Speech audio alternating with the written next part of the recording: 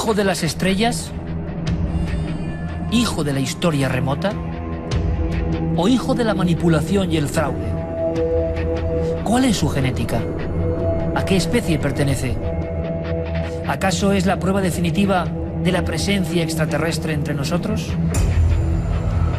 Hoy algunos científicos examinan con TAC, rayos X y análisis de ADN al llamado extraterrestre de Atacama. Y nosotros, empujados por la curiosidad, lo traemos aquí. Y lo traemos para que lo sepan todo en torno a uno de los hallazgos más sorprendentes de los últimos tiempos.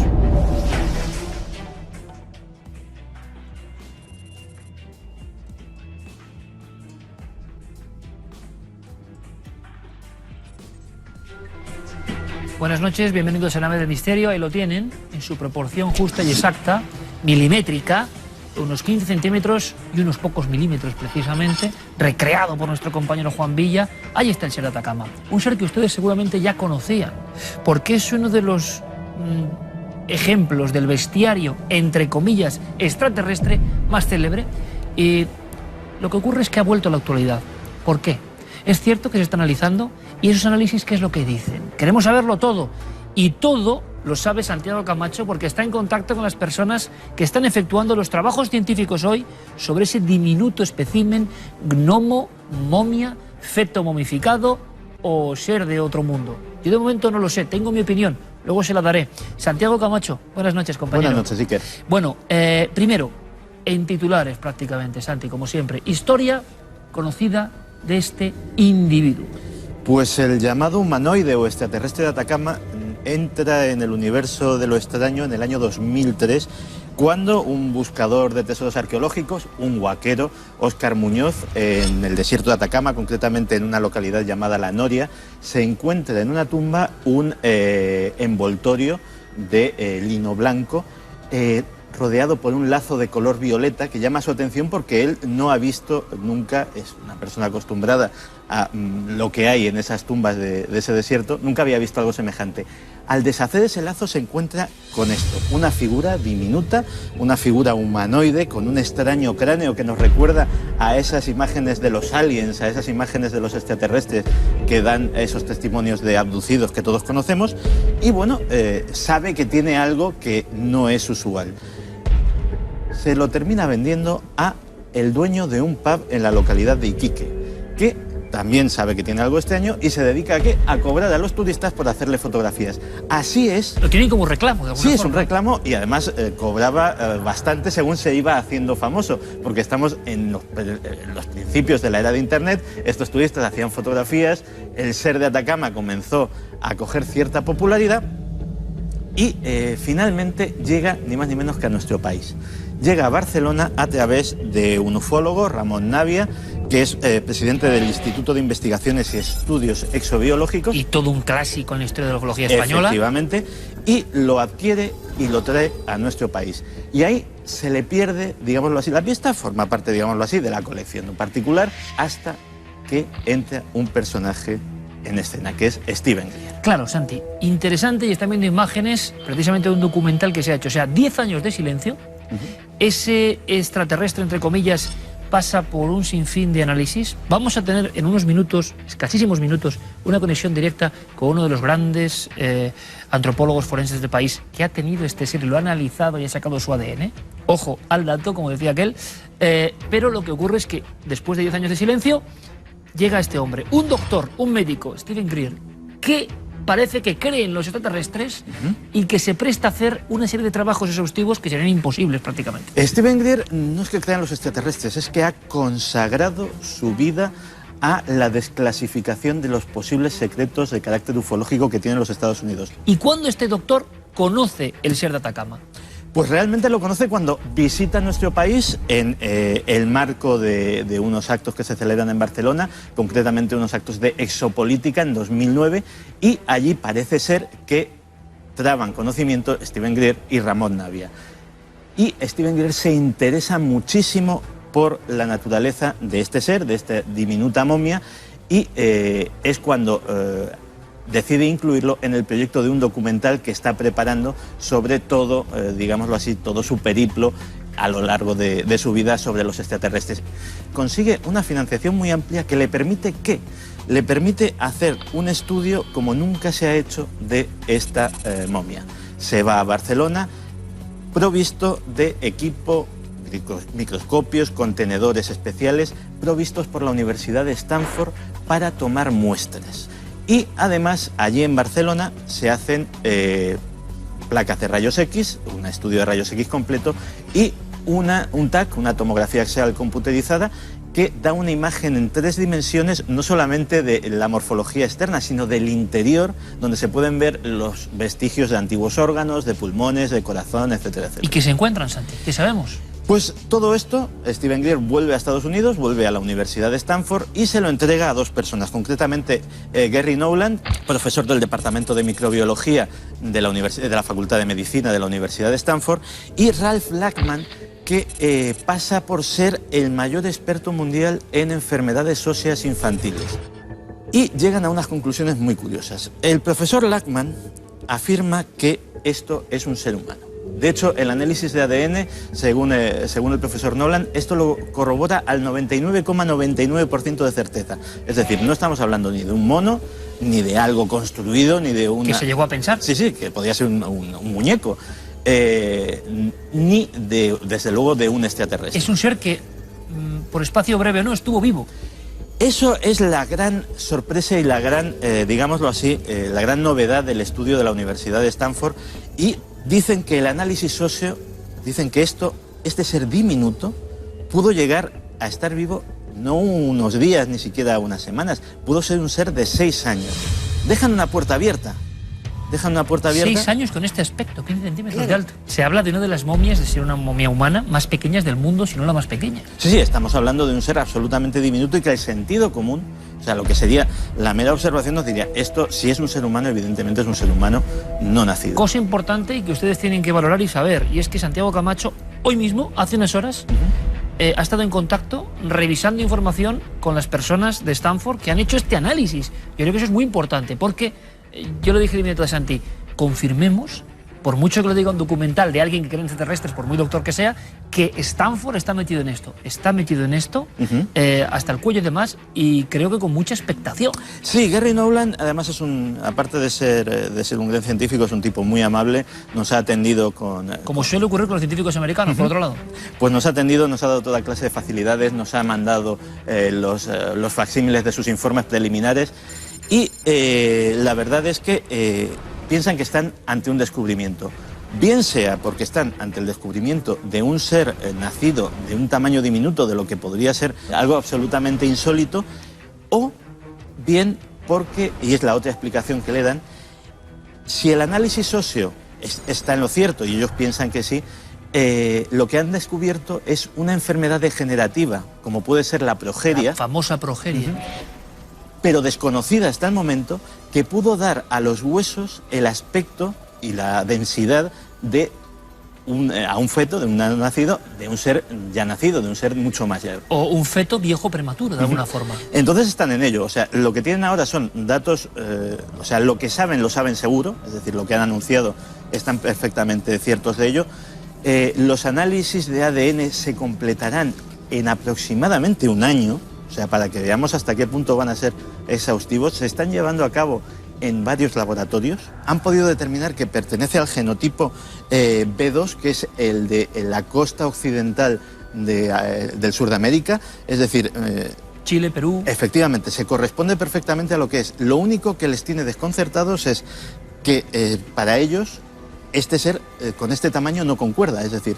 estaríamos hablando de que las características morfológicas serían de un niño de 6 años, pero realmente el tamaño les despista muchísimo. ¿Y qué cree el doctor Steven Greer? ¿Qué cree él que es el que intuye que aquí hay una pieza fundamental para ese proyecto verdad sobre los ovnis? Bueno, una cosa antes, tengo aquí, el equipo me ha pasado algunas fotografías de momias andinas, momias de diferentes lugares, y realmente, bueno, se podría trazar alguna similitud.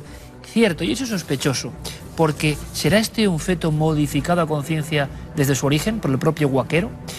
Hay algunas fotografías de fetos modificados que se veneraban en algunos casos concretos, por ejemplo con deformaciones en la antigüedad, y enterrados con todo el cariño de alguna forma, como seres vivientes, en las tumbas. Por lo tanto, nos encontramos ante un ser que estuvo deformado desde el inicio y que luego ha sido ayudado para generar este aspecto que parece casi extraterrestre. Se han buscado rasgos concretos, se ha deformado de una forma que precisamente nos toque, nos impacte con la idea que tenemos de los aliens en nuestro inconsciente.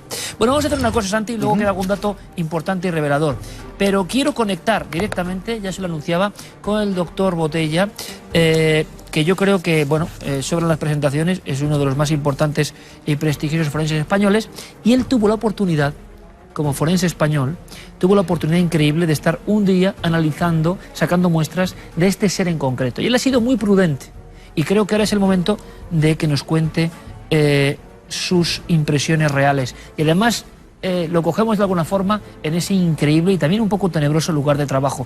Miguel Botella, amigo, buenas noches. Buenas noches, Iker. Bueno, lo primero gracias evidentemente por atendernos. Pero ¿cómo tuviste conocimiento, Miguel, de este ser? ¿Cómo llegó a tus manos? ¿Y cuál fue tu primera impresión? Claro. Tuve ocasión de verlo por primera vez en un congreso de momias en Lanzarote. El dueño de esta pieza me lo enseñó allí y después vino a Granada y ya aquí pudimos hacerle un estudio más completo. A primera vista, ciertamente nos pareció, a mí y a todos los que lo estuvimos viendo, que era un feto manipulado. Y en realidad sobre eso estuvimos trabajando durante un día que lo pudimos estudiar, incluso le tomamos muestras de ADN. Ya hasta mostrar, me he quedado casi trabándome porque, y lo van a entender, muestras de ADN directamente del cuerpo, es decir, fue un día, pero fue un día intenso. Y Miguel, ¿qué dijeron esas muestras? ¿Qué arrojaron? Pues llegamos a ver que para nosotros no cabía duda de que se trataba de un feto humano de unos 5 meses de gestación, que había sido probablemente manipulado de manera intencional con un aplastamiento de la cabeza, del cráneo, y después lo habían estirado y estaba momificado. Eso sí es verdad. También le tomamos una prueba, una muestra de ADN y resultó que era una niña. Así que para nosotros es muy claro que se trata de un feto humano de 5 meses de una niña. La niña extraterrestre, entre comillas, de Atacama. Algo de lo que dices, Miguel, concuerda con mi teoría, aunque hay cosas que se me escapan. ¿Qué opinas tú de los análisis de la prestigiosa Universidad de Stanford, donde, como comenta Santi, existe esta emoción en torno al ser del desierto? No conozco el estudio de la Universidad de Stanford, salvo ese estudio que se ha puesto en la televisión, que he visto en los medios de comunicación, pero desde luego para nosotros no se trata de nada anómalo, no se trata de un ser con ninguna característica especial, sino que, como digo, no cabe duda que se trata de un feto humano, de un feto femenino y nada más. Es probable que pueda tener algún problema genético, es probable, pero iría dentro, para mí, dentro de lo humano, dentro de la variabilidad genética humana o dentro de la anomalía genética de los seres humanos. Bueno, el apunte rapidísimo, directo, el recuerdo de un ser que desde luego por aspecto es muy infrecuente, pero Miguel, tú lo tenías clarísimo. Como claro es nuestro agradecimiento siempre en el Laboratorio de Antropología Forense de la Universidad de Granada. Miguel Botella, como siempre, un honor. Gracias, amigo. Un placer, como siempre, Iker. Buenas noches. Pues yo me quedo con la encrucijada, porque ahora sí que no sé qué pensar. No solo dar mi opinión así libremente, pero yo he estado en esos desiertos de Atacama, yo he estado en el lugar donde aparece el hallazgo. Y la salinidad y la sequedad del terreno produce modificaciones muy extrañas. Lo que dice el doctor Botella, Santi, yo creo que tiene bastante que ver con la personalidad de algunos guaqueros buscando fortuna. El aplastamiento del cráneo. Y luego la capacidad, ha ocurrido en otras ocasiones, como en el ser de Metepec y otros tantos, la capacidad casi artística, muy afinada en ciertas partes de los Andes, para, bueno, modificar un poquito, ¿no? Porque esta sonrisa que yo veo aquí, Santi, es verdad que puede ser la sonrisa un tanto inquietante o sardónica de las momias. Estos ojos me parecen completamente antinaturales, aunque parecen fetales. Yo creo que es un ser, lo digo porque puede interesarles, puedo estar perfectamente equivocado, que ya tenía unas malformaciones de nacimiento. Esas malformaciones, como ocurría en Egipto con el mundo de Akenatón, o como ocurría en el Perú y en Chile con los vendajes craneales infantiles, quizá en su tiempo antiquísimo, provocaron, ¿no?, una adoración ya lo suficientemente fuerte como para que ese ser fuese enterrado con todo su honor y su gloria. Y luego, un huaquero, evidentemente, ante un ser ya quizá deformado, quizá con el cráneo aplastado, pues puso de su parte, porque lo que no se puede hacer es quebrar el cráneo de una momia cuando ya está momificado, porque se rompería, y no hay ningún tipo de tegumento ni de ligamento. Bueno, es una teoría más, el doctor Botella lo tiene muy claro. Ahora, entonces, ¿por qué en Stanford están tan emocionados, tan impresionados? Y yo no sé si hay algunas en la manga de Stephen Greer o de estos analistas americanos. Vamos a ver, en Stanford, en el fondo, la opinión que tienen no es tan diferente de la del doctor Botella. Ellos también están 100% seguros de que efectivamente se trata de un ser humano y también están 100% seguros de que hay algún tipo de alteración genética o de mutación. Eso lo ha dicho también el doctor Botella. Están tan entusiasmados porque piensan que están ante el primer espécimen, ante una mutación nueva. Es decir, que podrían, digamos, pasar a los anales de la ciencia por el descubrimiento de un espécimen absolutamente inédito. Esa es, digamos, la fuente de su entusiasmo. No están... Ahora, el doctor Greer, ¿qué piensa? Él sí que cree que esto es mucho más que una mutación. Sí, realmente él ha aceptado los resultados de Stanford con cierta deportividad, porque digámoslo así, que no encajaban en toda la amplitud de lo que él pensaba, pero aún así se deja abierta la puerta a que tal vez pudiéramos hablar de algún tipo de hibridación, tal vez pudiéramos hablar de algún tipo de experimentación genética. Quién sabe, pero digámoslo así, que en ese sentido la honradez hay que reconocerse al menos en ese punto. Los resultados que le ha dado la universidad los ha aceptado al pie de la ley. Pero, claro, se abre otro campo. ¿Hubo contactos entre culturas de otro mundo y remotísimas civilizaciones, por ejemplo, de América? ¿Hubo hibridaciones entre seres desconocidos y seres humanos? ¿Hubo algún tipo de experimento genético? Bueno, ahora se agarran a eso, pero nosotros lo que sí dejamos aquí claro, Santi, es que tanto a los investigadores españoles como americanos que han tenido que ver con esto, que aquí tienen su sitio si quieren, indagar, dar datos y continuar, porque la historia, y sobre todo si no está modificada, el ejemplar en sí es tan asombroso, yo creo que no cabe lugar a la duda, que estamos ante una página interesantísima para saciar nuestra curiosidad. El Ser de Atacama, que hoy nos ha visitado, y Santiago Camacho con los datos frescos directamente de la Universidad de Stanford. Gracias, Santi, como siempre. Muchísimas gracias, Iker. Ha sido un placer y espérense porque lo que viene es tremendo. ¿Por qué? Porque hablamos de investigación de un científico. Pasamos de unos científicos que se han metido en esto, acabamos de ver el doctor Botella, pero ahora queremos dar un giro, otra vuelta de tuerca, que decía el famoso literato, ¿no? Nos marchamos...